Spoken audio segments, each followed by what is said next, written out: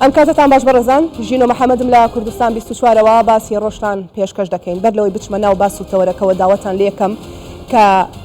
لە دیار شاشەکانتان بمێنەوانێ چونکە بابەتێکی گرنگ پەیوەست بە ژیانی تەواوی هاوڵاتیانی هەرێمی کوردستان و تایبەتتر با فەرمانبەرانی هەرێمی کوردستان و شەن و کەو دەکەین لەگەڵ میوانێکی بەڕێز کە لە ئاستی باڵا و لە ئاستی بەرپرسیارەتیدایە هەوڵەدەین ئەو پرسیارانەی کە لای ئێوەیە وەڵامەکەین تاین بۆ وەربگرینەوە ئەم شەو لە باسی ڕۆژدا باسنەوە دەکەین کە لە بەرەبەیانی 12/6/2023 لە ئەنجومەنی نوێنەرانی عێراق یاسای بودجە پەسەند کرا لە دوای پەسەندکردنی یاسای بودجە هاوڵاتیانی عێراق بە شێوەیەکی گشتی و هەرێمی کوردستان بە تایبەتی چاوەڕێی جێبەجێکردنی یاسای بودجاکەن هەر بۆیە هەفتەی ڕابردوو شاندی حکوومەتی هەرێمی کوردستان جارێکی دیکە سەردانی بەغدایان کردوانێ بۆ ئەوەی کە گفتوگۆ بکەنەوانێ سەر لە نوێ ئەم جاریان جیاواز بۆ جێبەجێکردنی یاسای بودجە حکوومەتی هەرێمی کوردستان دەڵێ ئەوەی کە لە سەرشانی منە و ئەرگ بووە و داوا کراوە لەلایەن حکوومەتی عێراقی و ئێمە پابند بووین بێەوەی بەڵام تا ئێستا ئەوەی کە دەبیندرێت حکوومەتی عێراقی نەچۆتە ژێرباری ئەوەی نەک یاسای بودجە کە جێبەجێ نەکراوە بگرە شایستە دارایەکانیش بۆ هەرێمی کوردستان بنێرێت وا بڕیار بوو ئەمڕۆ جارێکی دیکە شاندی حکوومەتی هەرێم سەردانی بەغدا بکەنەوانێ بەڵام سەردانەکان دواکەوتووە بۆ سبەی کە دەکاتە ڕۆژی دووشەمە کەواتە بۆچی سەردانەکان دواکەوت لەگەڵ کێ کۆ دەبنەوانێت لەسەر چی ڕێکەوتون لەسەر چی ڕێک نەکەوتون ئایا لە نێوان حکوومەتی هەرێمی کوردستان و حکوومەتی عێراقیدا کامیان داواکاریان هەیە یاخود ئەتوین بڵین کامیان لایانی جێبەجێکار نەبوون تا ئێستا لە گفتوگۆکاندا و خاڵێکی دیکەی گرنگ بەلایەن فەرمانبەرانی هەرێمی کوردستان و ئەوەیە موچەی فەرمانبەران چی بەسەردێ ئیدی لەمە دووە فەرمانبەران لە هەرێمی کوردستان ڕوو بکەنە کام حکوومەت و بڵێن بێنە موچەکانمان ئەمانە و چەندان پرسیاری دیکە ئاراستی بەڕێز دکتۆر ئومێد سەباح سەرۆکی دیوانی ئەنجومەنی وەزیران دەکەین کە بە سوپاسەوە لە ستۆدیۆ لەگەڵمان ئامادەیە دکتۆر بەخێر هاتی گەلێک سوپاس بۆی کە ئامادەی لەگەڵمان بەڕێستان سەرۆکی شاندی باڵای حکوومەتی هەرێمی کوردستان بوون بۆ بەغدا جا ئەم شەو بەلامانەوە گرنگە و بە پێویستیشی دەزانین بە زمانێکی زۆر سادەی هاوڵاتیان چونکە ئێستا ڕەنگە هاوڵاتێکی سادە کاسبکارێک لە نێو بازارەکانی هەرێمی کوردستان هەتا پلەی وەزیر و مدیر عام و بەڕێوەبەرە گشتەکان دانیشتبێتن بە دیار قسە و لێدوانەکانی بەڕێستەوە چونکە گرنگە بابەتەکە با لە سەردانەکەەوە دەست پێ بکەم بڕیار بۆ ئەمڕۆ جارێکی دیکە سەردانی بەغدا بکەنەوە گفتوگۆ بکەن بۆچی نەچوون بەنیازم کەی سەردان بکەنەوە و لەسەر چی گفتوگۆکانتان دەکەن چ شتێک ماوەتەوە چ خاڵە گفتوگۆی لەسەر بکەن وڵاو بۆ سێ پرسیار یەک جا من چاوەڕێکم تۆ ژێک وەڵام بدەیتەوە ژینۆخان خۆشحاڵم سڵاوم بۆ جەنابەت و بینەرانی کورسان 24 و ئەمڕۆ بە ئەو پەڕە شەفافیەت و بە خۆشحاڵیەوە لە خزمەت ئێوە بینەرەکان سەبارەت بە ئەوەی کە بۆچی نەچوون بۆ بەغدا ئەوان داوایان کرد کە لە کۆتا دانیشتنمان لەگەڵ شاندی حکوومەتی عێراقی ئەوان داوایان کرد کە ڕۆژی یەکشەم بگەڕێنەوە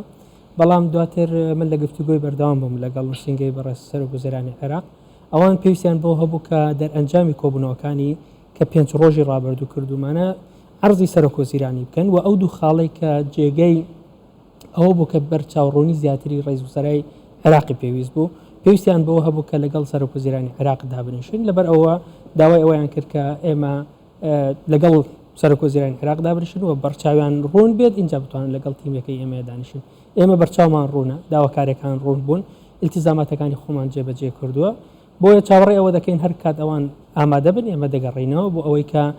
محزەری کۆتایی و بڕیاری کۆتایی لەم بابەتە بدەین بڕیار بوو سبەینێ بگەڕێنەوە بەغدا سبەینێ چاوەڕێی تقریبا ساعاتێک پێشتر لەگەڵ نووسینگەی بەڕێز سەرۆکوەزیرانی عێراق قسەم دەکرد ئەوان ئەو کاتێک کە من قسەم دەکرد لەگەڵ سەرۆکوەزیرانی عێراق لە کۆبوونەوەیە بوون یعنی ئەم شەوش لە گفتوگۆ بم لەگەڵیانە هەر کاتێک ئەوان حاضر بوون ئێمە بێگومان بە زووترین کات دەچینەوە بۆ بەغدا ئەو بەرچاوڕوونیە چیە دەبێت ئەوان هەیان بێ بۆی وەڵامی ئێوە بزانین با لە جزئیاتەوە دەست پێ نەکەین با لە گشتیەکەیەوە دەست پێ بکەین اینجا بگەینەوە جزئیاتەکان ئێمە یعنی دوو خاڵی سەرێکی هەبوو ژینۆخان یعنی کە کارمانە سەری کردو هەر لەم کابینەیە کاک مەسرور بارزانی لە سەرەتا ئەم کابینەوە پێی وا بووە باشترین پەیوەندیمان دەبێت لەگەڵ حکوومەتی عێراق هەبێ بەڵام دوو تەوەری سەرەکی هەم بۆ کابینەکە و بۆ ئەنجومەنی وەزیران و بۆ هەموو شاندەکانیش دیاری کردبوو یەکەمیانەوەی کە نابێت سازش لە سەر مافە دەستوورەکانمان بکەین پارێزەری مافە دەستوورەکانمان بین هەتا ئێستش یعنی بە خۆشحاڵیەوە ئێمە تەنها زۆرمان لەسەر هیچ مافێکی دەستوری نەکردووە ئەمە بابەتێکە بابەتی دووەممانەوە بووە کە لە هەموو یاسای بودجەکان پەیوەندی بە ماف و ئەرک هەیە یعنی ئیلتیزامات و حقوق هەیە یعنی ناکرێت ئێمە بەس لەگەڵ هەرێمی کوردستان لە چوارچێوەی ئەرک تعامل لەگەڵ هەرێمی کوردستان بکرێت بەڵکو ئەگەر ئێمە ئەرکەکانی خۆمان جێبەجێ کردومانە دەبێت هەموو مافەکانی خۆمان وەربگرین یعنی ئەم لەم چوارچێوەی ئێمە استراتیجەتی خۆمان دانابوو و ئەم جارش کە چوینەوە ئەو دوو استراتیجەتە بەڕێز مەسرور بارزانی بۆ شاندەکەمانی دانابوو توانیمانیشە جێبەجێ بکەین بەگشتی لە ڕووی ئەرکەوە باسی کەم زۆر جار قسە لەسەرەوەکری حکوومەتی هەرێمی کوردستان خۆی دەدسێتەوە لە جێبەجێکردنی ئەرکەکان یاخود پابند نیە بە جێبەجێکردنی داواکاری حکوومەتی عێراق پابند نییە بە ئەرکەکانەوە ئەم جارە هیچ حجەیەک و هیچ یعنی ئەوەیەکمان بۆ حکوومەتی عێراقی نەهێشتۆتەوە لە 25 شەشەوە ئێمە طبعا لە بودجە کۆمەڵێک ئەرکمان هەیە ئەرکەکانمانەوەیە کە داهاتی نەوت دەبێت ڕادستی حکوومەتی عێراق بکرێت اینجا ئەگەر هەناردە نەبێ بۆ بڕێکە بۆ بەکارهێنانی ناوخۆیی بێ و داهاتە غێری ناوتیەکان بە پێی یاسای بودجە و یاسای بەڕێوەبردننی مالی تعاملی لەگەڵا بکرێت و لەگەڵ کۆمەڵ ئەرک علاقی بە TBI و بە ڕقابەی مالی ئەوانە بوو ئەم جارە استراتیجەتەکەیمە بوو ئەوە بوو کە پێش ئەوەی باسی ماف بکەین باسی ئەرکەکانمان کرد خۆمان لە بەهێزی موقفی حکوومەتی هەرێمی کوردستانەوە زۆر جار خەڵک ڕەشبینیەک لەم قسەیە دەکا کاتێک کە حکوومەتی هەرێمی کوردستان کە پابندە بە ئەرکەکانیەوە لە بەهێزبوونیەوێتی لە باوەڕبوونیەتی بە شفافیت لە بێدەسەڵاتی تانانیە نەخێر مطلقاً یعنی ئێمە باوەڕمان بۆ هەیە کە ئێمە لە چوارچێوەی وەک دووبارەم کردەوە لە چوارچێوەی یاسای بودجە ئەرکمان هەیە و مافمانیش هەیە بۆ لە ئەرکەکانەوە دەستمان پێکردە بۆی هیچ حجەیەک نەمینێتەوە لە سەرم بابەتە و تەرکیزمان لەسەرەوە کردو سەبارەت بە پابندبوونی نەوتی ئێمە لە 25 شەشەوە لە نێوان 50 بۆ 60,000 بەرمیل نەوت ڕادەست دەکەین و لە ئاخر کۆبنەوەمان لەلایەن وەزارەتی نەوتی عێراقەوە ئەوە چەسپێنرا بە فەرمی کە حکوومەتی هەرێمی کوردستان پابندی بوونی نەوتی جێبەجێ کردووە سەبارەت بە TBI ینی پابندبوونی خۆمان جێبەجێ کردەوە سەبارەت بە ڕقابەی مالی داوامان لێن کردووە لەم هەفتەیەوە دەست بە کاری تەدقیق بکرێ دوو خاڵما بوو کە وەک بابەتی چان کە ئەرکە لەسەر حکوومەتی ئیتیحادی و بابەتی چانیش ئەرکە لەسەر حکوومەتی هەرێم ئەوەی کە ئەرکە لەسەر حکوومەتی هەرێم کە دەبێت ئێمە بە پێی یاسای بودجە و یاسای بەڕێوەبردنی قانونی ئیدارەی مالی ئەبێت ئێمە داهاتە نانەوتی ئیتیحادیەکان ڕادستی عێراق بکەین هەمووی یاخود لە سەدا ئێستا باسێکەکەم ئەو ئەرکەی کە لەسەر ئێمە کە ڕۆشتین بە تەواوەتی دەسەڵاتمان پێدرا بوو لەلایەن سەرۆک وەزیرانەوە زۆر جار قسە لەسەرەوە دەکرێت دەڵێن شاندەکان دەسەڵاتیان نیە نەخێوان نیە تەواوی دەسەڵاتی ئەنجومەنی وەزیران و سەرۆک وەزیران بە شاندەکە درابوو و بەڕێ سەرۆک وەزیران خۆی ڕۆژانە لەسەر خەت بووە و ئێمە ڕۆژانەش ڕێنمایی فەرمودەمان لە جەنابیان وەرگرتووە و ڕۆتوانیمانە بکەین بە نەخشە ڕێگا و جێبەجێمان کردووە سەبارەت بە داهاتە نانەوتیەکان قسەی زۆر لەسەرەکرێت بە پێی قانونی ئیدارەی مالی و بە پێی قانونی موازنە قانونی ئیدارەی مالی لە مادەی هەم 29 لە فقراتەکانی و هەر لە قانونی عفوان لە قانونی موازنەش لە مادەی 21 هەردووشی ئەگەر لێک بدەی لەگە دەستورە لە مادەی 110 و 115 هەمووی لێک بدەی محەسلەیەکی نهاییت بۆ دەرەچێت ئەوش ئەوەیە کە داهاتە نانەوتیەکان خۆی لە 3 شتە ئەگرێتەوە 50% داهاتی گومرگی 50% زەریبەی گومرگی 50% ئەو دائیرانەی کە تەمویلەکرێن بە شێوەیەکی مرکزی لەلایەن موەسساتی ئیتیحادی وەکو جەوازات و ئیقامە و چونەتە ژێرباری جێبەجێکردنی ئەم خاڵەشەوە ببوورە بەڵێ بێگومان یعنی ئێمە کە چوونە کۆبنەوەکە زۆر بەهێز یعنی چوونە کۆبنەوەکە تەوەقعیان ناکرد بەو شێوەیە یعنی ئێمە تەرحی خۆمان بکەین پێیانمان وتووە لەم هەفتەیەوە یعنی لەم هەفتەیە لە سبەینەوە ئەتوانن حسابێک بکەنەوە بە ناوی حکوومەتی ئیتیحادیەوە بە ناوی وەزارەتی مالیەوە ئەوەی کە ئەرکە لەسەرمان جێبەجێکەین بەڵام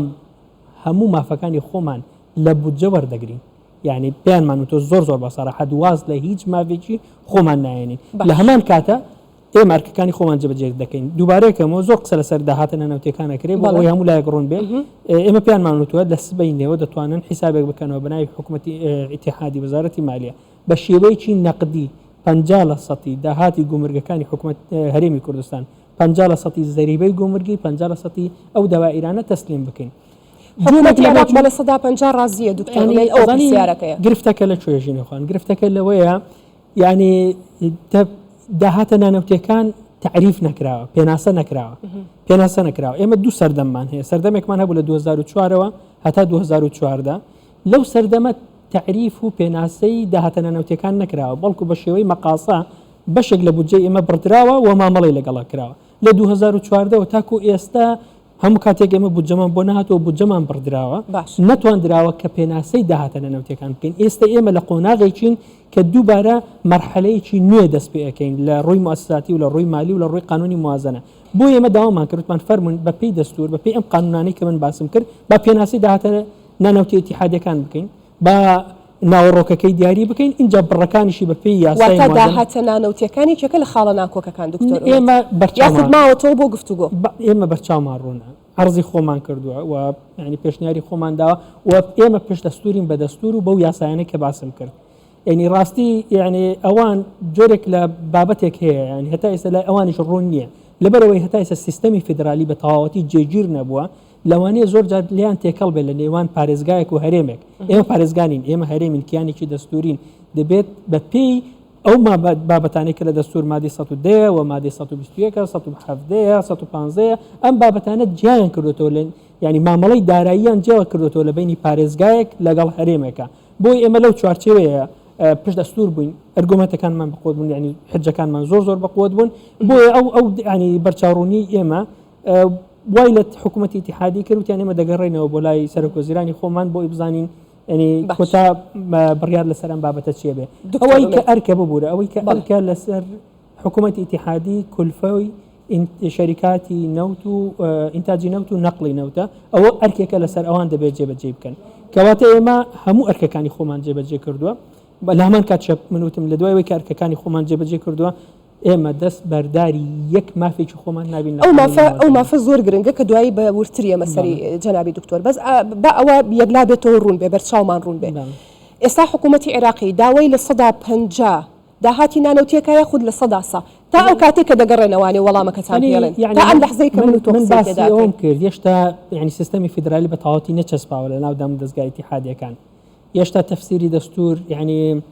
بۆی ئەم لێژنە باڵایش دروستکرا بۆ ئەوی ئیجتیهادی هیچ وەزارەتێک و هیچ تاکە کەسێک بەسەر ئەم بابەتەیە زاڵ نەبێ ئێمە ئومێ دەکەین کە بەڕاستی لە چوارچێوەی دەستور و ئەو یاسایانەی کە باسم کرد مامەڵە لە هەرێمی کوردستانە بکرێەوە دەبێت زۆر بە ڕۆنیش پێیانمان وتووە دەستور جای کردوێتەوە مامەڵەی دارایی لەگەڵ پارێزگاکان چۆن بێ و لەگەڵ هەرێمەکان چۆن دەبێت ومێ دەکەین لەو چوارچێوەیە کە بتوانن بە زووترین کات يعني وڵامیان هەبێت بۆی بتوانین بچینە سەر ئەوەی کە مافەکانی ئێمە تەمویل بکرێت ئەم پرسیارێک ئێستا ئاراستەی بەڕێستی یەکەم ئاراستەی بەشێک لە نوێنەرانی کوردیشمان کردووە هەر لەم ستۆدیۆی کوردستان 24ەوە چونکە وتمان ئەمە قسەی خەڵکە قسەی هاوڵاتیە داوای هاوڵاتیە و زۆریش لە هاوڵاتیان باز لەواکەن جۆرێک لە ناومێدیان بۆ دروست بووە دەڵێن شاندی حکوومەتی هەرێمی کوردستان بچێتە بەغدایانە چێ وەکو یەکە هیچ پێویست ناکە و زۆر جار ئێمە دەپرسین ئایا ئەم شاندەوە کۆی کە ئێستا بەڕێزت باست کرد ئەوەندە بەپڕێوە ئەچێتە بەردەم بەغدا و حکوومەتی عێراقی ئەی بۆ بەدەستی بەتاڵە گەڕێنەوە مەسەلە دەستی بەتاڵ نییە ژینەوەخوان مەسەلە ئەوەیە کە ئێمە بۆتم باس کردوتم دوو سەردەم هەبوو سەردەمێک لە 2004 تا 2014 پەیوەندیەکی مؤسساتی و مالی و ئیداری هەبوو لە بینی حکوومەتی هەرێم بەڵام ئەوەی دەبێت لە یادی جەناب تو لە بینەرانیش نەچێت کە ئێمە لە 2014 تاکو 2023 هیچ پەیوەندێکی مؤسساتی لە ڕووی قانونی موازنە و قانون یعنی لە ڕووی ئیداری و مالی لە نێوان هەرێمی کوردستان و بەغدا نەمابوو ئێستا ئێمە لە قۆناغێکی نوێین دەمانەوێت دووبارە قۆناغێکی نوێ بنیاد بنینەوە کە لەسەر ئەساسی دەستور و یاساکان مامەڵەی دارایی ئیداری لەسەر ئەساسی ماف و ئەرک مامەڵە لە هەرێمی کوردستانە بکرێت ئەم قۆناغە لەوانەیە بیدایەتەکەی تۆزێک سەخت بێ بەڵام کە هێنامانە سەرسکە ئەم لێژنە باڵایی کە سەرۆکوەزیران کاک مەسرۆر دروستی کوردە هەر بۆ ئەوە بووە یعنی بۆیە دەزانین ئێمە جارێکی تر تێکەڵ دەبینەوە لەگەڵ قانونی بودجەی عێراقا پێویستمان بۆ هەبووە کە شاندێکی بەرپرسیار هەبێت بۆی لە طرفی ئێمە و لە طرفی ئەوانیشەوە شاندێکی بەرپرسیار هەبێ قۆناغەکە دووبارە دامەزراندنی بۆ بکەینەوە ئێمە لە قۆناغی دامەزراندنی پەیوەندی مؤسساتین لە بینی هەرێم و بەغدا زۆر بۆیە ببوورە ئەمە گرینگە ئێمە کە دەڕۆین لەوانەیە سەرەتاکەی سەخت بێ بەڵام دەمانەوێت دوای ئەم چەند مانگە بکەوینە سەر قۆناغێکەوەی کە شتەکان بە شێوەیەکی سیستماتیک و بە شێوەیەکی ڕۆتینی بڕاتەڕێ دەستپێکردنی ئەم قۆناغە سەختە کە بەڕێزت بە قۆناغێکی سەخت ناویە بێ ئایا پتەوکردنی پەیوەندیەکانی هەولێر و بەغدا یاخود نەخێر بچڕان و لێکترازانی پەیوەندیەکان دەبێت بەڕێ ئەوەی کە یعنی لە طرفی حکوومەتی هەرێمی کوردستانەوەیە بەعنی ڕۆیای جەنابی سەرۆکی حکوومەت کاک مەسرۆر بارزانی ئەوەیە کە ئێمە دەمانەوێت لە چوارچێوەی دەستور مامەڵە لەگەر هێرێمیا بکرێ و لە چوارچێوەی ماف و ئەرکا مامەڵەمان لەگەڵ بکرێ هەر کاتێک کە ئێمە ئەرکەکانی خۆمان جێبەجێ کرد بێگومان دەبێت مافەکانمان وەربگرین يعني او شتي كاما بي دلين كماف اما يعني هيش كسك يعني نايت يعني بلا والله اما تنبو اكم يان ناكم دبي بكري لبرو اما ما في ايمه تو كاتك اركي خود جبجكي دبي ما فكشت ور بكري لبران بردا اگر ندري او ديار جوازي سياسي دكري ديار برياري سياسيه لما مالا كردن لقال هريما اما نقشونه قناغه حتى يستوي يعني نقشونه قناغي بيتان وابي كبرياري سياسي هي لبران بركور بالله نقشونه لم اوي كمان خۆم لەم کابینێ 4 ساڵە لە ناو هەموو شاندەکانم لەگەڵ حکوومەتی بەڕێز عادل عەبدولمەهدی بەڕێز مستەفا کاظمی و لەگەڵ حکوومەتی بەڕێز سوودانی ئێمە کار دەکەین ئەوەی کە من ئەم جارە بینی وما یعنی نەفەسێک هەیە بە دوای حەل دەگەڕێن یعنی نەفەسێکیان هەیە کە بەڕاستی وەک تیمێک دێن کار لەگەڵ هەرێمی کوردستانەکەن کە دەیانوێ یعنی چوارچێوەیەک بدۆزنەوە بۆ پەیوەندەکان لە چوارچێوەی هەتا ئێستاەوەی کە من بینیمە لە چوارچێوەی دەستور. یعنی بۆیە من جۆرێک لە ئومێدم هەیە بۆ ئەوەی کە بگەینە ڕێکەوتنێکی بنەڕەتی بۆ هەموو مافە دەستورەکانی هەرێمی کوردستان لەم چوارچێوە. بەڵام بێگومان ئەگەر نەگەینە ڕێکەوتن ئێمە زۆر سەڕەحین لەگەڵ میلەتەکەی خۆمان، بێگومان وەک حکوومەتی هەرێمی کوردستان لە کۆبوونەوەکانی ئەنجومەنی وەزیران لەگەڵ کابینەکەی باسی دەکەین و لەگەڵ بەڕێسەرۆکی حکوومەت ئەکید باز دەکرێت و دواتریش بۆ میلەتەکەی خۆمان باسی دەکەین. ینی چونکە ئێمە شتێکی نهێنیمان نییە بڕۆین لە کاتێکی نزیک بگەنە ڕێکەوتن ئەو کێشانە بێگومان. یعنی لەبەرەوەی ئێستا ئیشەکان لەوە ماوەتەوە کە تەحملی تەجیل ناکە، یعنی تەحملی تەجیل ناکە بۆ ئێوە یا بۆ عێراق، بۆ ئێمە و بۆ عێراقش بەڕاستی ئەوانش لەژێر بەرپرسیارەتی دەستوری و یاساین ناتوانن لەوە زیاتر مافەکانی ئێمە تاخیر بکەن. ئێستا گەر لێم پرسی مەسەلەی موچە بەڵێ موچە تاخیر بە بەڵێ ینی ماف و شایستەکانی ئێمە تاخیر بە، بەڵام ئێمەش دەمانەوێت تا حدێک چاوەڕێ بکەین بزانین ئەو نەفەسە ئیجابی کە ئێمە لە سەرۆکوەزیرانی عێراق بینیمانە لە تیمەکەی بینیمانە بە شێوەیەکی پراکتیکی بیبینین، بە واقعی بیبینین، چونکە بەڕاستی میلەتەکەی ئێمە چاوەڕێی نەتیجەیە و ئێمەش وەک حکوومەت چاوەڕێی نەتیجەی. دکتۆر ئومێد بەڕێزت باسی ئەوەت کرد کە ئێوە چاوەڕێن تایبەت بە موچە چاوەڕێن بزانن بەکوێگە شایستە دارایەکان کە ئەو لەوێت موچەیە بۆ فەرمانبەرانی هەرێمی کوردستان، بۆ هاوڵاتیان، بۆ کاسبکاران، بۆ بازار، بۆ تەواوی سێکتەرەکان. پرسیارەکەی من ئەوەیە بۆ خۆتەزانی ئەوە مانگی حوت کۆتاییە هاوڵاتیان لە هەرێمی کوردستان موچەی مانگی 6یان وەرنەگرتووە، ڕەنگە ئەو نەفەس و چاوەڕوانی ئێوە هەتان بێ بۆ هاوڵاتیان قورس بێ نەتوانن بیان بێن چونکە سەرچاوی بژێویانە، کەواتە دڵنیایی ئەدەن بە هاوڵاتیانی هەرێمی کوردستان کە کێشەی موچەیان چارەسەر ببێت، چونکە زۆر جار ئێمە نەگەوت چەندەها ساڵە ئەیبینین موچە دەبێت تەمان شێتێکی سوور لە شاشەکانەوە خەڵک دڵی پێی خۆشە بێت. کەی ئەمە کۆتاییە دکتۆر؟ زانی ئەگەر تۆزێک بگەڕێنە دواوە لە خلال ئەم 4 ساڵە هەموو کاتێک حکوومەتی عێراق نەتوانێت موچەی تاهەمان بۆ بنێرێ، بەڵام ئێمە وەک حکوومەتی هەرێمی کوردستان دابینکردنی موچە بە ئەرکی خۆمان زانیوە. یعنی لە کاتی کۆرۆنایە حکوومەتی عێراق 1 دینارێکی بۆمان نەنارد و داهاتە ناوتیەکان و ناناوتیەکانمان هاتە ژێر سفرە، بەڵام لەگەڵ ئەوەشە بە بەرپرسیارەتی ئەخلاقی و یاسایی و دەستوری خۆمان هەستاوین بەرامبەر بە موچەخۆرانی خۆمان. ئێستا دەبێت دووشت هەیە جیایکەینەوە، یعنی دابینکردنی هەموو کۆی گشتی شایستەکانی هەرێم ئیلتیزامە لەسەر حکوومەتی ئیتیحادی، ئیلتیزامە لەسەر ئەوان، بەڵام ئێمە بە واجبی خۆمان هەڵدەستین بە داکۆیکردن لەسەر هەموو ئەو مافانە. واجبی ئێمەشە وەک حکوومەتی هەرێمی کوردستان کە موچەخۆرانە موچەخۆری ئێمن و ئێمە هەڵدەستین بە بەرپرسیارەتی خۆمان لەسەر ئەوەی کە نایلین مافیان بفەوتێ. اینجا چێ لە ڕێگەی ئەوەی کە ئێستا باسم کردکە و بەرچاوونیە نانی ئەوەم علاقی بەەوە نییە مانگ و دوو مانگ و ئەوانە بێ نەخێر ئێمە چاوەڕێی ڕۆژ و دوو ڕۆژ و ئەوانە دەکەین، ینی دەبێت ئەم بابەتە بڕیاری لەسەر بدرێت. ئەگەر بڕیاری پێویستیشی لەسەر نەدرێت بێگومان ئێمە دەگەڕێنەوە لای دەگەڕێنەوە لای بەڕێز سەرۆکوەزیرانی خۆمان و دەگەڕێنەوە کابینە و ئەنجومەنی وەزیران، دواتر لەگەڵ ئەو بابەتەیە لەگەڵ ئەو بارودۆخەیە بڕیاری گونجاو دەدەین لە هەموو مەحەتاتەکان. ئێمە لە بەرپرسیارەتی خۆمان بەرامبەر بە موچەخۆران ینی ڕامان نەکردو لە سەختترین قۆناغەکانیش ئێمە بۆ ئەرکە هەستاوین. من شایدی ئەوم کە هەموو داهاتەکانمان کە سەفر بوونەتەوە بەڕێز سەرۆکوەزیران کاک مەسرۆر بارزانی وازی لە هەموو شتێک هێناوە ئەوەی کردو بە ئەرکی خۆی و دڵنیایی داوەتە فەرمانبەران و 4 ساڵیشە ئەم بەڵێنەی خۆی گەیاندۆتە جێ. ماندوو بۆ وا ناتوانێت موچە با دکتۆر ئومێد؟ نا مەسەلە ماندووبوون نییە، ئێمە ینی بارودۆخێک ینی لە دوای 25 سێوە لە حاڵەتێکین بەدەر لە یعنی لە ویست و لە ئیرادەی حکوومەتی هەرێمی کوردستان بوو کە بڕیاری ڕاگررتنی هەناردەکردنی نەوت بوو، هەتا ئەو کاتێک کە نەوت هەناردە دەکرا لەگەڵ داهاتن نانەوتیەکان ئێمە توانی بوومان ینی جۆرێک لە ئیستقرار لە مەسەلەی موچە و لە بژێوی و لەو بابەتانە دروست بکەین، بەڵام لە دوای ڕاگررتنی هەناردەکردن بە سەبەبێک کە لە دەرەوەی ئیرادەی حکوومەتی هەرێمی کوردستانە و لە دوای ئەوەی کە قانونی بودجە کەوتۆتە بواری جێبەجێکردن سەرڕای هەبوونی ملاحەزاتی نادەستوری بوونی هەندێک لە بڕگەکانی بودجە ئێمە ئێستا ئیلتیزامەکە دەبینین لەسەر حکوومەتی ئیتیحادیە. ئەوەی کە لە کۆبوونەوەکان بینیم حکوومەتی ئیتیحادی درکی بۆ ئیلتیزامە کردووە، درکی بۆ کردو کە مەسئولەتی چی دەستوری و یاسایی لەسەرێتی، بەڵام ئێمە هیچ کاتێک نەفەرمانبەرانی خۆمان نەموچەخۆرانی خۆمان جەناهێلین و داکۆکیکەری سەرەکی دەبین لە مافەکانیان. وەگوتیشم زۆر سەریح دەبین لەگەڵ میلەتەکەمان، زۆر سەریحیش دەبین لەگەڵ حکوومەتی خۆمان و شاندەکەمانش چاوەڕێی ئەوەین کە بزانین کۆتا بڕیار و ینی کۆتا ڕێی ئەوان چییە لەسەرم بابەت. باش دو پرسیار هەر لەسەر موچە ئێستا هاوڵاتیانی هەرێمی کوردستان ڕوو لە کام حکوومەت بکەن بۆ موچەکانیان حکوومەتی هەرێمی کوردستان یاخود حکوومەتی عێراق جارە پێش هەموو شتێک یعنی دەبێت بە گوتم فەرقێ یعنی ئێمە موچەخۆری هەرێمی کوردستان موچەخۆری حکوومەتی هەرێمی کوردستانن و لە ڕووی دەستوریەوە ئەم موچەخۆرانە لە ڕووی ئیداری لە ڕووی قانونی لە ڕووی دەستوریەوە پەیوەندیدارن بە حکوومەتی هەرێمی کوردستانەوە بەڵام لە ڕووی ئیلتیزامی یاسایی دابینکردنی ئەو شایستانە التزامی حکوومەتی هەرێمی کوردستان حکوومەتی ئیتیحادیە بۆیە دەبێت فەرق بکەین التزامەکە لەسەر حکوومەتی ئیتیحادیە بەڵام مەسئولیەتی داکوکیکردن لە وەرگرتنی ئەو شایستانە حکوومەتی هەرێمی کوردستان ئەوە مەسئولیەتی خۆیەتی و لە مەسئولیەتەش جەنابی دکتۆر پێدا هەڵدەستێت تا ئەو کاتەی حکوومەتی هەرێم و واتە بە شێوەیەکی ئەگەر کورتتر بڵێم هەولێر و بەغدا نەگەنە ڕێکەوتن واتە بەغدا هیچ بڕەپارێ یاخود هیچ جۆرێک لە شایستەدارەکانی هەرێمی کوردستان نانێرێت ئەزانی یعنی ئەوان یعنی بەو شێوەیە باسی ئەویان نەکرد باسی ئەویان کردوتیان ئێمە دەمانەوێت بەرگەکان جێبەجێ بکرێت چونکە بەداخەوە یعنی ئەم یاسای بودجێ بە شێوازێک داڕژرایەوە لە پەرلەمان یعنی زۆر دوورە لەو مەشروعی کە ئێمە لەگەڵ حکوومەتی عێراقی لەسەری ڕێککەوتبووین بەداخەوە چەند کوتلەیەک یعنی چونە ژێرباری ئەوەی کە ینی مافە دەستوریەکانی ئێمە بەم شێوەیە مامەڵی لەگەڵ بکرێت لەگەڵ ئەوەشە ئێمە تەعامل لەگەڵ واقعەکەین و ملاحظاتی نادەستوری بوونەکەشمان خستۆتە ڕێوە ئیجراعاتی یاساییشمان کردووە من ئەوە دەبینم یعنی ئەوان بە دوای دەرچەیەکە دەگەڕێن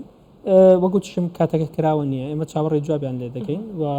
هەر کاتێک جوابەکە وەرگرترایە و کاتە ئێمە لەگەڵ ملەتی خۆمانە بەسەرحەت قسە دەکەین. جەنابی دکتۆر سکاڵایەکتان لە دژی یاسای بودجە و بڕگانی پەیوەندی بە هەرێمی کوردستانەوە بۆ تۆمار کرد پشکی هەرێمی کوردستان ئەوە بەکوێ گەیشت چاوەڕێنجامێکەکەن بەڵێ تقریبا 10 ڕۆژ پێش ئێستا ئێمە ئەو سکاڵایەمان پێشکەش کردووە ئەم پێشکەشکردنی ئەم سکاڵایە بۆ ئەوەیە کە بەڕاستی وەک وەسیقەیەکی دەستوری پێشکەش بە هەموو لایەک بکەین پێشکەش بە لایەنی عێراقی بکەین کە ئەم بودجێ مخالەفاتی دەستوری تایە زیاتر لە 8 مخالفەی دەستوری هەیە کە ئێمە بەڕاستی توانیمانە هەمووی دەستنیشان بکەین و بە شێوەیەکی یعنی زۆر یاسایانە و لێزانانە بۆی ڕۆشتینە ئومێد دەکەم بە شێوەیەکی پرۆفشناڵانە ئومێد دەکەم بە شێوەیەکی یاسایی لەگەڵ داواکەی حکوومەتی هەرێمی کوردستان لە ڕووی دەستوری و سەیری ئەو داوایە بکرێت نەک لە ڕووی سیاسی و سەیری ئەو داوایە بکرێت پێم وایە ئەگەر ئەوان لە ڕووی دەستوری و سەیریکەن زۆربەی هەرشت خاڵەکەی ئێمە قابلی ئەوەیە کە قبول بکرێت و بڕیاریش دەربچێت بۆ چاکردنەوەی مەساری قانونی بودجەی ئیتیحادی باسی وتت لە ڕووی دەستوریە و سەیری بکەن نەک لە ڕووی سیاسیەوە با ئەو پرسیارش بکەم دکتۆر ئومێد کورد پێکێنەرێکی سەرەکی بوو لە پێکێنانی کابینەکەی محەممەد شیع سوودانیدا و پشگیرێکی زۆر هەبوو لەلایەن کابینەکەەوە بۆ کورد ڕێکەوتنێکی باش کرا لە کابینەکەی سوودانیدا ئایا ئەم ڕێکەوتنا وەکو خۆی ماوەتەوانێ واتە ئەگەر بە ڕوونتر پێت بڵێم جۆرێک لە پەشیمانی نابێنن لەو ڕێکەوتنە لە نێوان هەرێمی کوردستان و کابینەکەی سوودانی خۆی بە سەراحەت قسە بکەم ئەو بەرنامەی کە دانراوە کە هەموو لایەک لەسەری دەنگی لەسەرداوە هێزە کوردەکان سنی شیعی ئەوەی کە منەی بینم ئەوەی کە علاقی بە هەرێمی کوردستانە نەخێرا ئەو بەرگانە جێبەجێ نەکراوە بەڵام دەبینین ئەوە زۆر جار کە دێنە سەر بابەتێک جیاوازیە کرێ لە بینی حکوومەت و کوتلە سیاسەکان یعنی کوتلە سیاسەکان زۆر جار بە ینی بە شێوازێک مامەڵە لەگەڵ ئەم بابەتانە دەکەن ومێت دەکەم کە حکوومەتی ئیتیحادی بە واجبی دەستوری و یاسایی خۆی هەڵبستێت و ئەو پشگیری کە لی کراوە لەلایەن هێزە کوردستانیەکان بە دەقەکانیەوە کە دەبێت وەک خۆی جێبەجێ بکرێت بێگومان یعنی ئەم بابەتە دەبێت هەموو لایەنێک قسەی لەسەر بکە نەک بەس حکوومەتی هەرێمی کوردستان ئەو هێزانەی کە پێکێنەری حکوومەتی ئیتیحادین دەبێت قسە لەسەر ئەم بابەتە بکەن و بەڕاستیش کاتی ئەوە هاتووە کە تەقییمێکی ئەم ڕێکەوتنە بکرێت ئایا وە خۆی جێبەجێ کراوە ئایا لە چۆ خروقات کراوە چێ خروقاتی کردووە و ئایا لەسەر ئەم خروقاتانە بەردەوام دەبن یان نە بۆتان ڕوون نەبووەوە هێشتا ئێمە وەک حکوومەتی هەرێمی کوردستان پێمان وایە بەشێک لەو بەرگانەی کە لە ناو بەرنامەی کابینەکەی بەڕە سوودانی هاتووە خەرق کراوە بە تایبەتی لە قانونی بودجەیە بینیمان بۆیش ئێمە چوینە تاعنمان لەسەر قانونی بودجەتی پێشکەش کردووە پێمان وایە هەم پێچەوانەی دەستورە هەم پێچەوانەی ئەو ڕێکەوتنامەیە کە ئێمە لەسەری ڕێکەوتبووین وە لە پەرلەمانی عێراقیش دەنگی لەسەر درراوە بۆ معلومات ئەو ڕێکەوتنامەیە بۆتە وەسیقەیەکی قانونی بۆیە دەبێت حکوومەتەکەی بەڕە سوودانی و پەرلەمان و مؤسساتی ئیتیحادی ئەو ڕێکەوتنامەیە وە خۆی جێبەجێ بکەن ئەمە ئومێدی ئێمە من لە کۆی گشتی ئەبینم هەمشانەوە دەڵێمەوە بەڕێ سەرۆکوەزیران نەفەسێکی ئیجابی هەیە بۆ ئەم بابەتە ئێمە دەمانەوێت هاوکاری بین دەسەڵاتی ئەو بەسە نەفەسی ئەو بەسە ئێمە دەمانەوێت وەک حکوومەتی هەرێمی کوردستان هاوکاری بین بۆ ئەوی بتوانێت زاڵ بێ بەسەر ئەو گرفتانەی کە دێتە پێش کابینەکەی پێش ئەوەی کە جێبەجێکردن ڕێکەوتنامەکەی بۆ ئەوەی هیچ حەجەیەکیش لەسەر حکوومەتی هەرێمی کوردستان نەمێنێت بەڵام من دووبارە دەڵێمەوە کاتی ئەوە هاتووە کە تەقییمی ئەو ڕێکەوتنامەیە بکرێت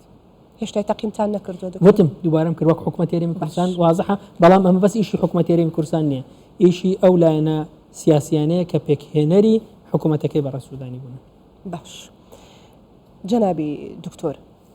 خاڵێکی دیکە کە ئێستا زۆر بەرگی و بەرچاویشمانەکەوێت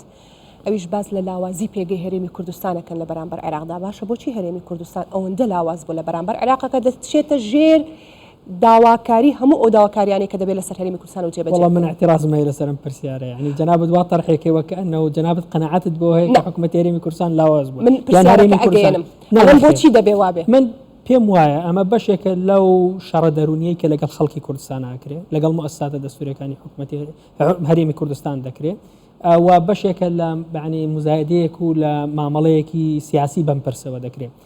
جارێ هەرێمی کوردستان ینی بە ڕنج و خوێن و خەباتی سەدان ساڵی خەڵکی کوردستان دروست بووە نە بە بڕیار نە بە موئامەرە نە بە تەحالوفات ئەم هەرێمە ینی لە ناو ناچێت ینی بۆیە ئەم هەرێمە تاکو خاوەنی جەنابی سەرۆک بارزانی بێ ینی تاکو خاوەنی حکوومەتێکی بەهێز بێ کە سەرۆک وەزیرانێکی خۆڕاگری هەبێ وەک مەسرور بارزانی وەکو مؤسساتەکانی تر بێگومان ئەم هەرێمە پارێزراوە دەبێت لە سایەی جەنابی سەرۆک بارزانی و لە سایەی خوێنی شەهیدانمان لە سایەی خۆڕاگری بەڕە سەرۆک وەزیران دڵنیاتانەکەم و هەرێمی کوردستان ئەنی پارێزراو دەبێت و هەموو ئەو شتانێک کە دەکرێت ئەمە بەشێکە لەو شەڕە دەرونیە دیکە خەڵکی کوردستان دەکرێت و ئێمە بینیتان لە 4 ساڵی ڕابردوو موئامەراتی یەکجار زۆر لە هەرێمی کوردستان کرا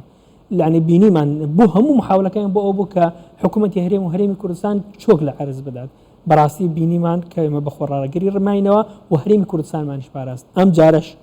نایلین پێگەی هەرێمی کوردستان و خەبات و ڕەنجی خەڵکی کوردستان بە فیڕۆ بچێ و پارێزراو دەبێت لە سایەی جەنابی سەرۆک بارزانی و هەروەها بەڕێز مەسرور بارزانی دەستخۆش دکتۆر با جارێکی دیکە تاکید لێک خاڵ بکەینەوانێ کە خۆشت زۆر ئاماژەت پێکرد جەنابی دکتۆر هەر بەو نەفەسە دڵسۆزانەیە و بەو داکۆکی کارانی کە لەسەر هاوڵاتیانی هەرێمی کوردستان و موچە خۆران دەڵێن تەواو دڵنیای دەدەن بە هاوڵاتیانی هەرێمی کوردستان کە ئێوە داکۆکی کارێکی سەرسەختی ماف و شایستەدارایەکانە بن بە تایبەت موچە خۆران دڵنیابن چۆن لە پێشوو لەمانێش موچەکانیان فەوتێت چۆن هەموو شتێکمان کرد بۆ ئەوەی کە موچەکانیان دابین کرابێ هەموو هەوڵی خۆمان دەدەین و هەموو داکۆکیی خۆمان دەکەین کە ماف و شایستەکانی خۆمان لە ناو یاسای بودجە وەربگرین و هەر کاتێکش زانیمان کە مامەڵەیەکی سیاسی لەگەڵ هەرێمی کوردستان و لەگەڵ ماف و شایستەکانی دەکرێت بێگومان لە ڕێگەی حکوومەتی هەرێمی کوردستان و کابینی حکوومەتی هەرێمی کوردستان سەراحەت لەگەڵ خەڵکی خۆمان قسە دەکەین. باش کەواتە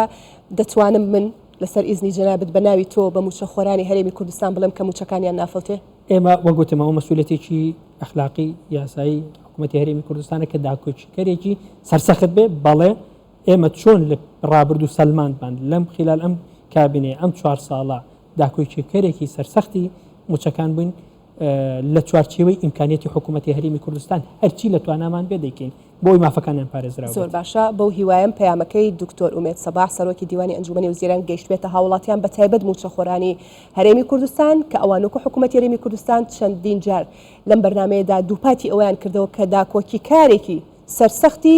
مافەکانی خەڵکی هەرێمی کوردستان و بە تایبەت موچە خۆران لە هەرێمی کوردستان یەک دوو پرسیاری دیکەم هەیە دکتۆر پرسیاری هاوڵاتیانە کە